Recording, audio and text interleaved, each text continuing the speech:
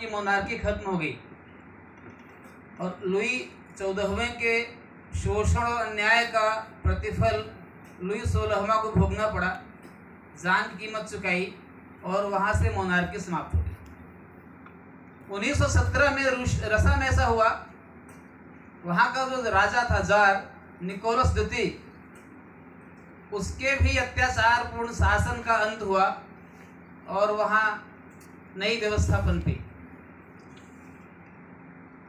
भारतवर्ष में जो परिस्थितियां हैं, जो सामाजिक दशा है, जो राजनीतिक गतिविधियां चल रही हैं, जो शोषण अत्याचार चल रहा है और लोगों का व्यवस्था से भरोसा उठ रहा है, ऐसी दशाओं में यहां पर क्रांति हो जानी चाहिए थी।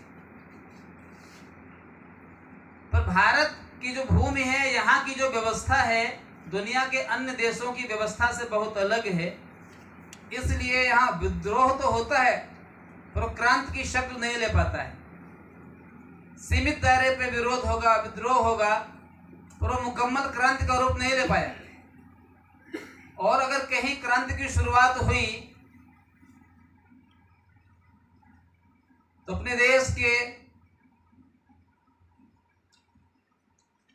नेतृत्व की गलती से वो बहुत जल्दी प्रतिक्रांति में बदल गई।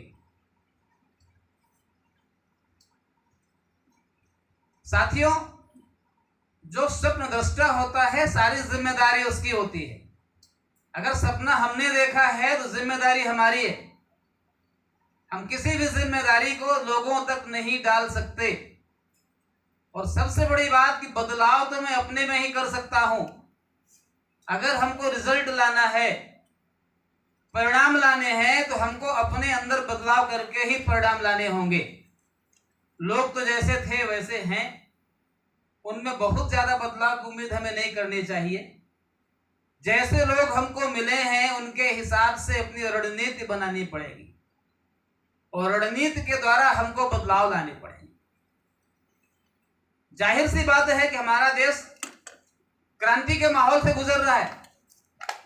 पूरे देश में विद्रोह का स्वर है और सोई हुई कौम में काफी कुलबुलाहट है।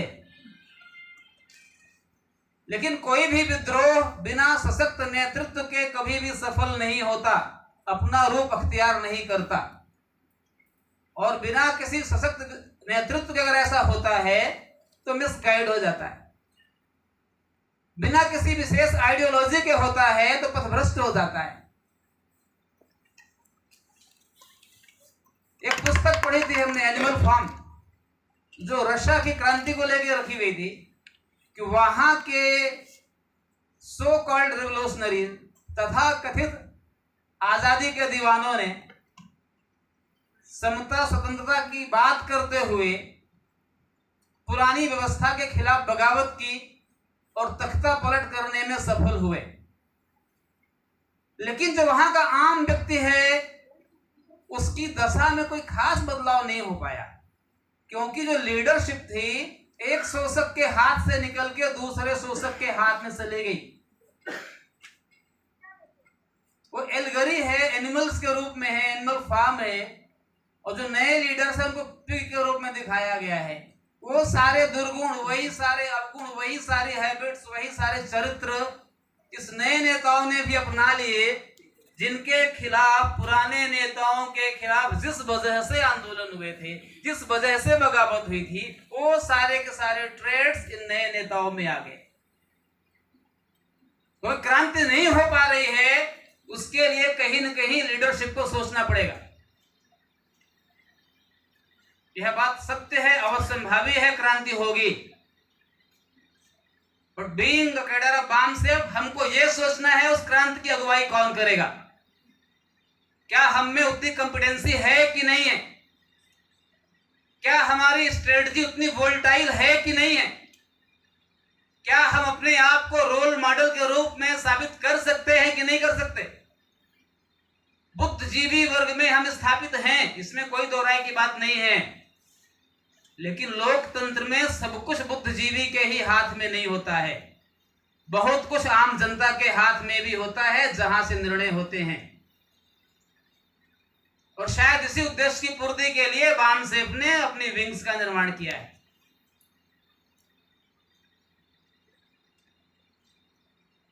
तो अगर बामसेफ को इस आंदोलन को, इस क्रांति को लीड करना है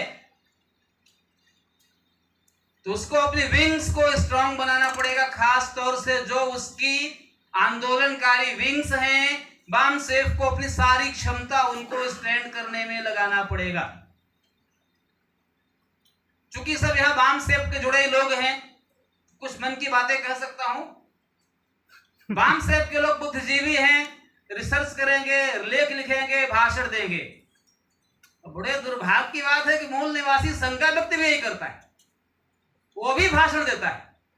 अरे उसको चाहिए झंडा डंडा लेकर फील्ड में जाए, कहीं भी अट्रॉसिटी हो तुरंत पहुंचे, समाज के साथ कहीं पर भी किसी लेवल का इनजस्टिस हो उसको झंडा डंडा लेके पहुंचना चाहिए। इसके लिए मूल निवासी संघ को तैयार करो। अगर आंदोलन को स्टैंड करना है, आंदोलन की अगुवाई करना है, इस क्रांति का शहरा अपने सर में बांधना है, आप शूट विंग्स को जितना स्ट्रांग कर सकते हो तो करो, स्पेशली आंदोलनकारी विंग्स को।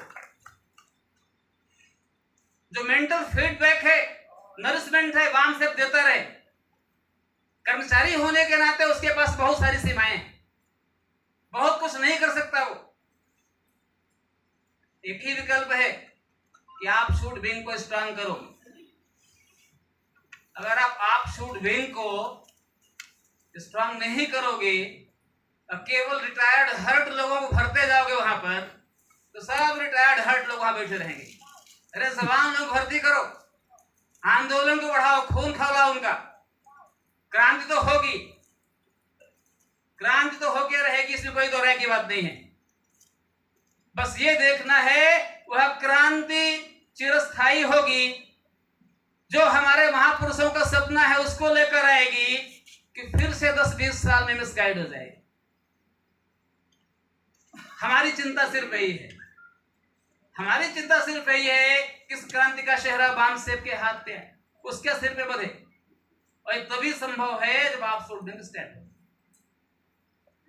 साथियों, हमारे लोगों को शिकायत है कि लोग हमारी सुनते नहीं हैं।